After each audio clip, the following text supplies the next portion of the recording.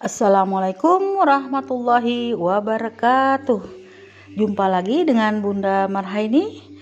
Untuk kali ini kita akan membagikan best practice metode STAR, situasi, tantangan, aksi, dan refleksi. Pengalaman mengatasi rendahnya motivasi belajar peserta didik SDN 001 Campur Sari. Adapun tujuan yang ingin dicapai di dalam best practice ini meningkatkan motivasi belajar peserta didik kelas 6 SDN 001 Campur Sari. Situasi, latar belakang permasalahan yang diambil di dalam best practice ini.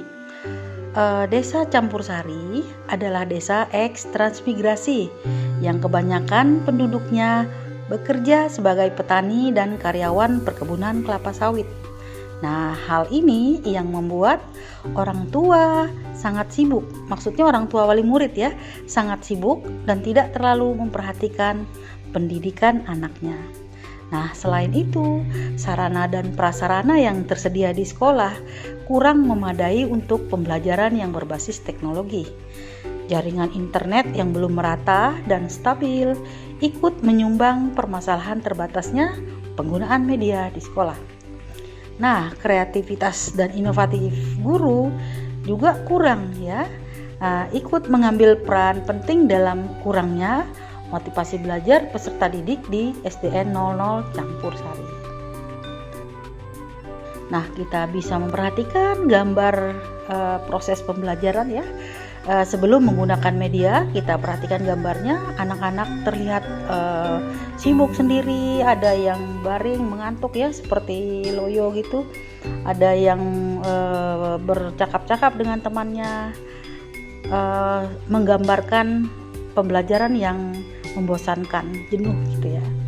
Nah, saya bandingkan ini setelah menggunakan media, respon positif dari anak-anak sangat kelihatan ya, antusias dalam proses pembelajaran maupun hasil belajar mereka sangat memuaskan. Mengapa praktik baik ini harus dibagi ya? Ini ya, praktik baik ini dibagi pertama sebagai pembuktian ya, membuktikan penggunaan media dapat memotivasi peserta didik terutama di SDN 01 Campur Sari.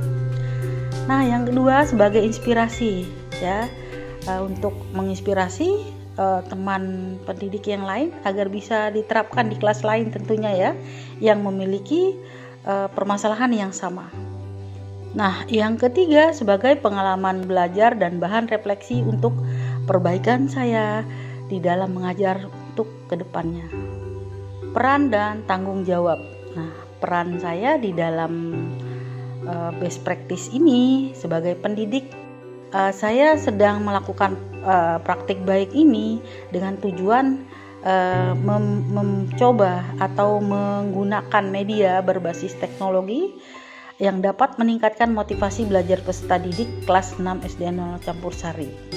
Nah, tanggung jawab saya di sini sebagai pendidik tentunya ya, mengupayakan proses belajar yang menyenangkan, mengupayakan keberhasilan pembelajaran dan meningkatkan motivasi peserta didik.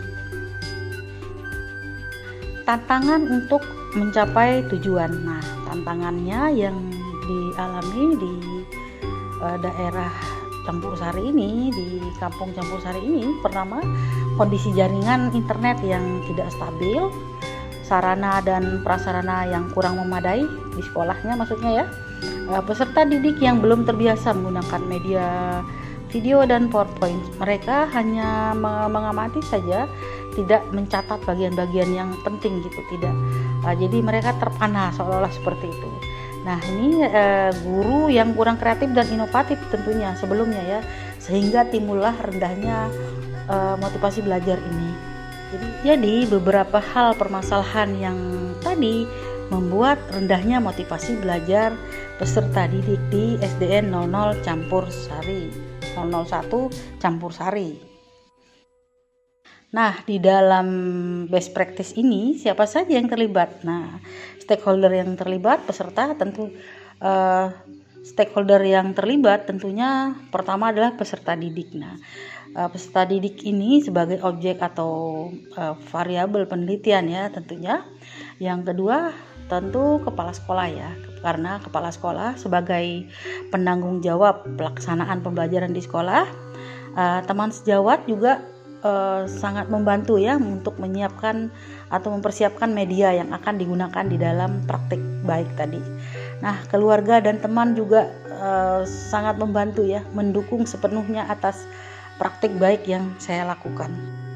Langkah-langkah yang dilakukan untuk menghadapi tantangan di atas adalah pertama perencanaan yang matang. Segala sesuatu tentu saja kita merencanakannya terlebih dahulu supaya begitu pelaksanaannya langsung pas. Langkah pertama adalah perencanaan yang matang. Nah, segala sesuatu tentunya kita harus merencanakan dengan matang. Nah, yang kedua, merancang rencana pembelajaran yang membuat peserta didik lebih termotivasi. Nah, merancang rencana pembelajaran ini tentu saja kita mengambil dari permasalahannya dulu ya, kemudian kita mencari solusinya, alternatif solusinya, kemudian kita pelaksanaan atau aksinya. Nah, yang ketiga adalah mempersiapkan media.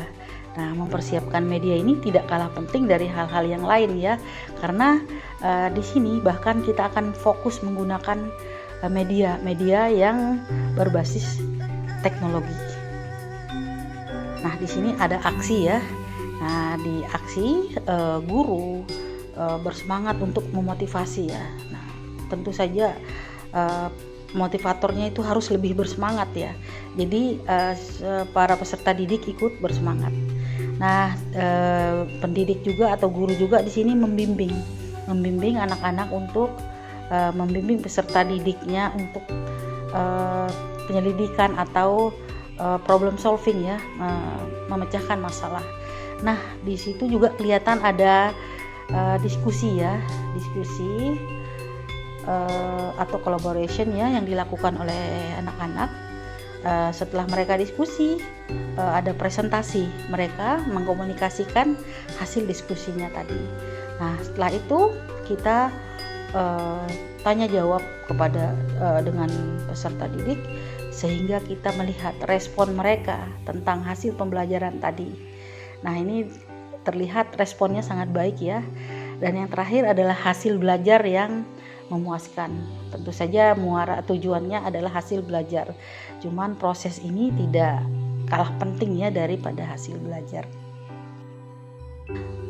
Refleksi hasil dan dampak. Nah, di hasil refleksi ini ya kita alhamdulillah dampak dari aksi dan langkah-langkah dalam praktik pembelajaran peserta didik sangat antusias. Nah, dengan melihat proses best practice ini, pihak sekolah akan mengupayakan media yang mendukung pembelajaran, akan mengupayakan pengadaan media yang belum tersedia di sekolah terkait sarpras yang kurang mendukung tadi. Nah, setelah video best practice pembelajaran yang saya bagikan di channel YouTube, beberapa teman sejawat dan orang tua wali murid memberikan komentar positif tentang pembelajaran tersebut sebagai testimoni bahwa keberhasilan dari pembelajaran yang saya laksanakan.